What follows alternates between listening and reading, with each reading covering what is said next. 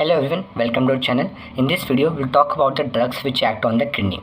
So the drugs which act on the kidney are basically the diuretics. So I have a question here.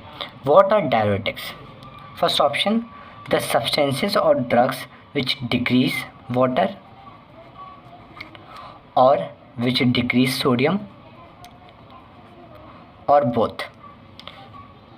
So the correct answer is the substance which decrease both water and sodium in a body are basically the diuretics, and which the substance which decrease only water are called aquaretics. So you can remember, aquaretics are the substances which decrease only water, while the drugs which are diuretics act which decrease not only the water but also sodium. Okay, now in this video we'll talk about the different types of diuretics and where they act and the mechanism of action. So we have divided the diuretics into various categories depending upon which part of the nephron they act. So here is a basically introduction to the nephron or the basic anatomy of the nephron. Here is the Bowman's capsule, this is the glomerulus, this is the PCT, loop of Henle, descending limb, ascending limb, distal coronary tubule, and this is the collecting duct. Okay, so there might be some drugs which act on any part of this nephron. They are called the osmotic diuretics. Okay, the drugs which act on the proximal coronary tubule, they are called the carbonic anhydrase inhibitor. Which act on the loop of Henle are basically the sodium potassium 2-chloride channel inhibitor. So I have to give just a small introduction to it or information about it. In the loop of Henle, in the ascending part, we have got two segments. One is thin segment and other is the thick segment. In the thick segment of the loop of Henle, there is one channel which is called the sodium potassium 2-chloride symporter. You have to remember this only until unless we discuss in detail about the drugs acting on the loop of Henle. Okay. In the distal, drugs acting on the DCT are basically the thiazides, and that act on the collecting duct are basically the potassium sparing diuretics. Why they have given the name potassium sparing, I will tell you in the ending of this video. So you have got 5 classes of diuretics to discuss. So let's start with the very first one, that is the osmotic diuretics or the diuretics which acts on all the parts of the nephron. There are certain characteristics that a substance should possess to be act on all the parts of the nephron. These are, it should be freely filtered. If the substance is not freely filtered, it will not be a good diuretic. If it is reabsorbed, then also it will not be good diuretic because the capacity or the potency of the drug will be decreased. So it should not be reabsorbed from the nephron. It should exert osmotic effect, means it should have high capacity to absorb water or take water along with it. And the last one, it should be non-reactive. If the substance is reactive, it will not able to perform its action. So there is a drug or a chemical or substance which possess all these 5 characteristics, and that is the mannitol. So mannitol is basically an osmotic diuretic that act on all the part of the nephron and helps in the release of the water and sodium, that is basically the loss of sodium and water in the body. Now let's talk about the uses of the mannitol. See, basically what we are going to do in each of the 5 categories, instead of apart from the diuretic effect, we are also going to discuss about some other uses of that particular drug or the classification of the diuretic. In the osmotic diuretic, that is the mannitol, apart from the action of diuresis, it has other effects or the other benefits also. It can be used in the cerebral edema. So what is the cerebral edema? Suppose this is a nephron, this is a CNS, and these yellow ring structures are basically the nephrons, and this is the capillary. If we give mannitol this pink structure, what it is going to do is basically absorb all the water in case of the cerebral edema and take water along with it and help in the reduction of the cerebral edema. Okay, so the mannitol can be used also for the helping in the decrease of the cerebral edema.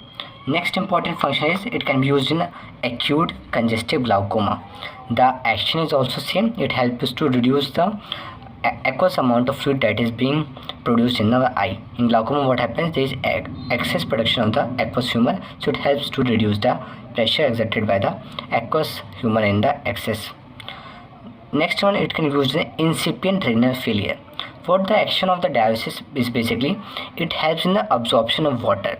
Suppose earlier 100 molecules of water was entering the kidney and 50 of its, or suppose 75 of the molecules are getting filtered. Okay, but if the kidney is not working properly, this kidney failure, 100 is reaching and only 25 is getting filtered. But what will happen if we give osmotic diuretics? Now instead of 100, 200 molecules of water will reach, and suppose even though there is kidney failure, at least around 70 of the molecules, this is a hypothetical value, will get filtered. So this will help in the treatment of the incipient renal failure. Now here are some cases in which the osmotic diuretics are contraindicated, and the very first one is the active cerebral bleeding. Suppose if there is edema due to the cerebral bleeding, or due to some breakage in the capillary in the brain.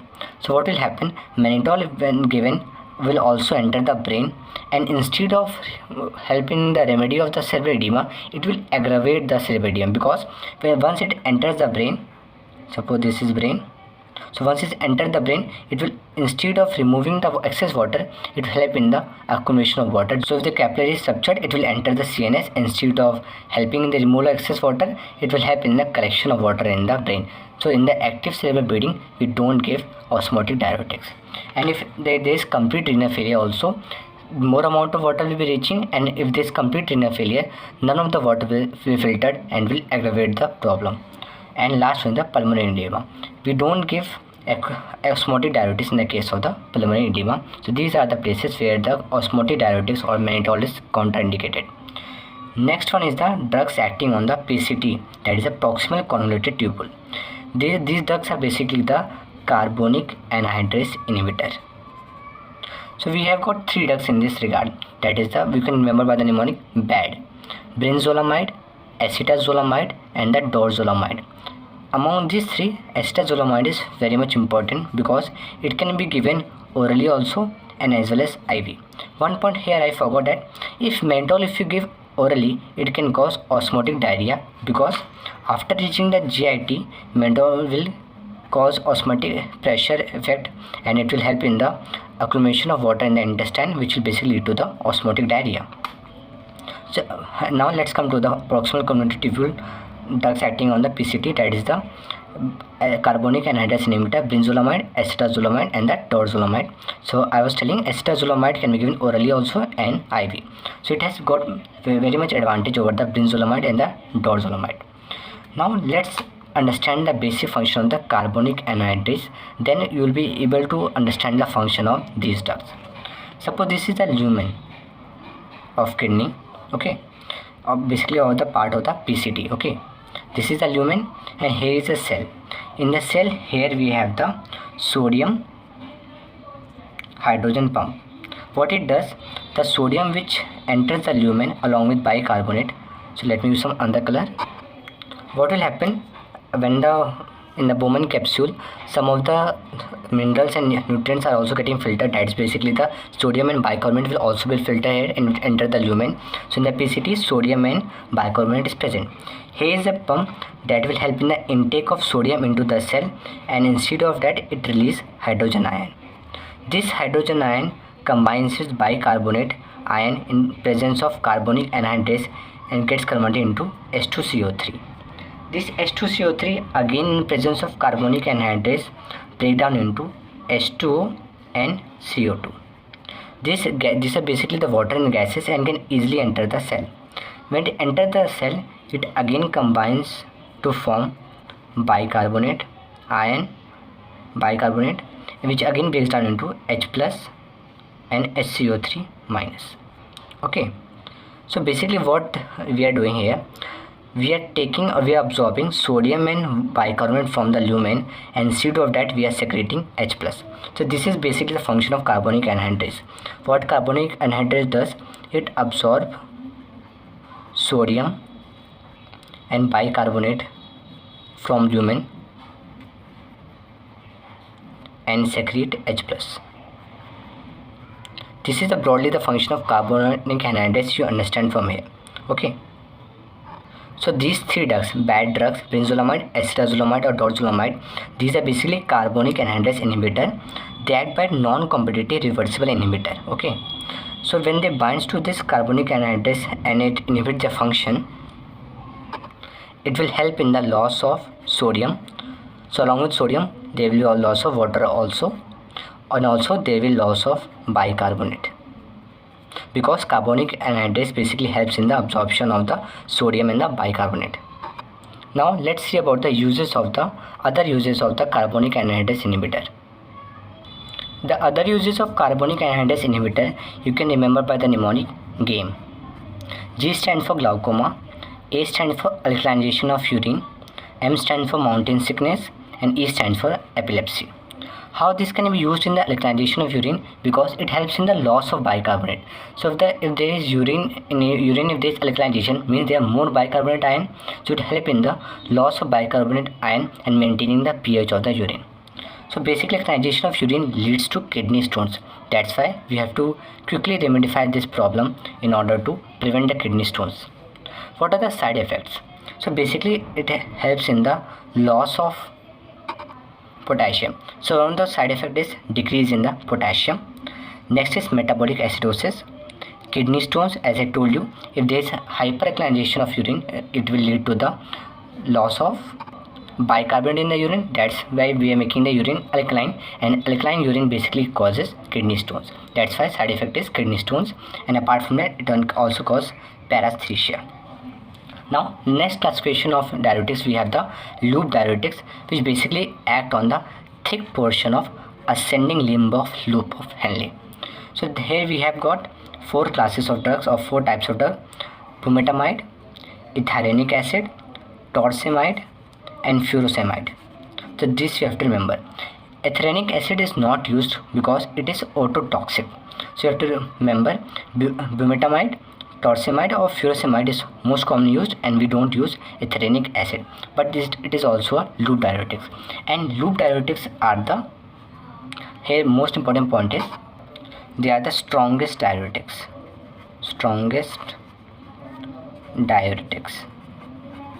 So keep in mind, loop diuretics are the strongest diuretics. So what are the other uses of loop diuretics? It can be used in edema, because in edema we have to quickly remove water from our body.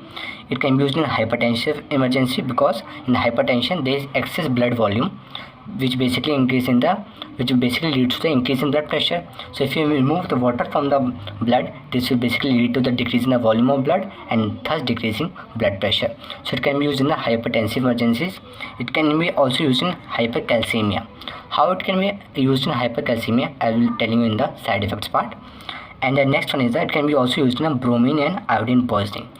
For understanding how it helps in the bromine and iodine poisoning, let's see how this loop diuretics function. So basically, as I told you in the introductory part, in the ascending portion, thick ascending portion of the loop of Henle, there is one channel which is called the sodium potassium 2-chloride symporter. So this is basically helps in the absorption of sodium, potassium and 2-chloride together.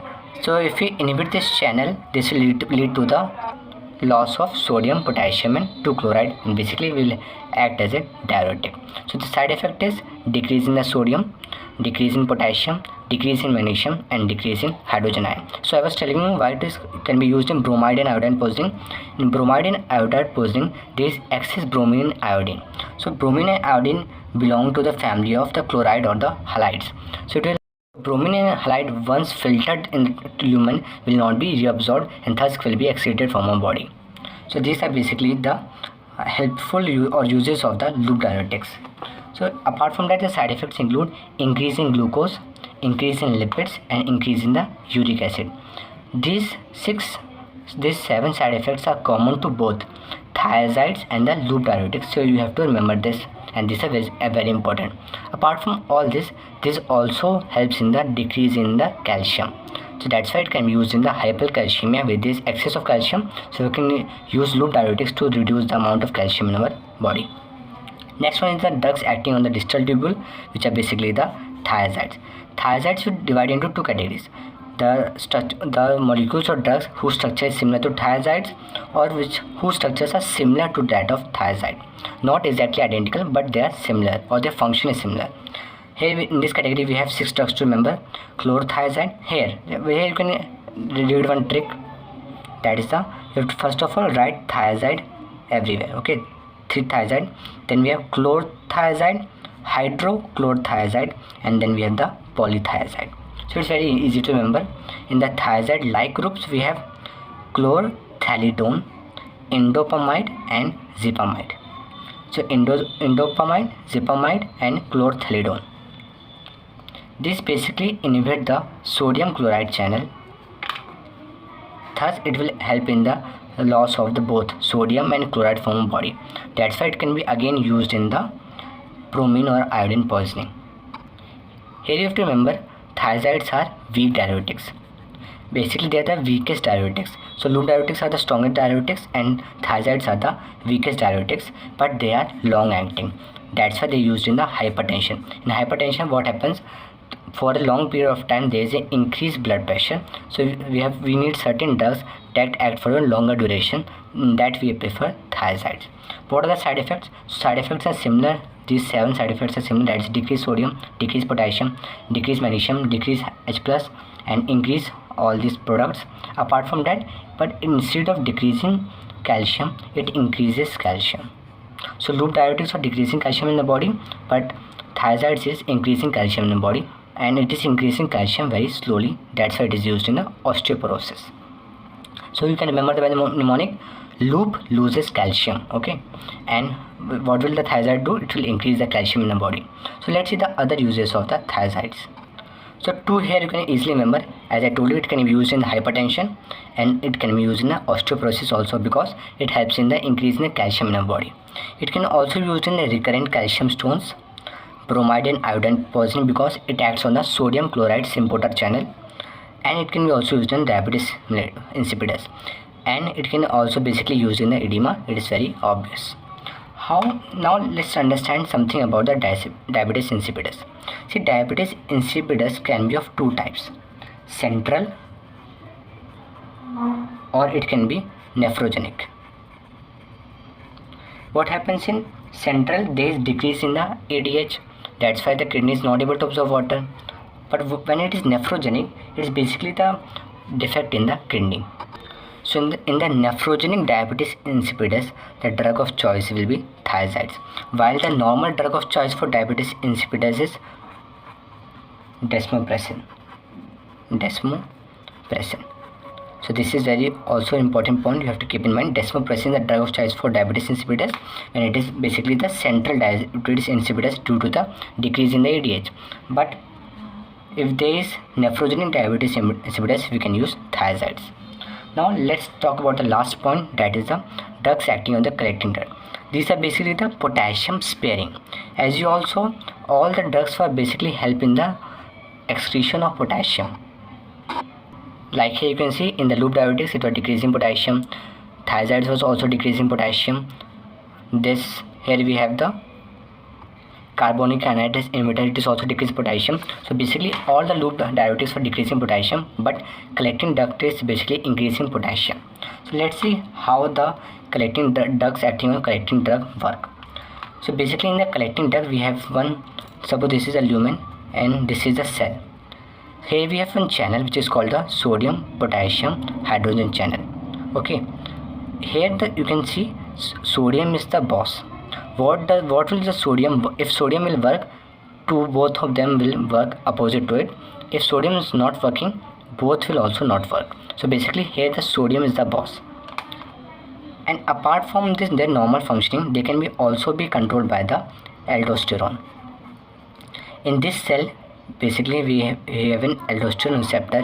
When aldosterone bind to this cell, this will stimulate this channels and basically helps in the absorption of sodium, release of potassium and release of H+. So basically when the sodium channel is supported or is working, it will cause the intake of sodium, release of potassium and release of H+, and when aldosterone is working, it will help in the same way.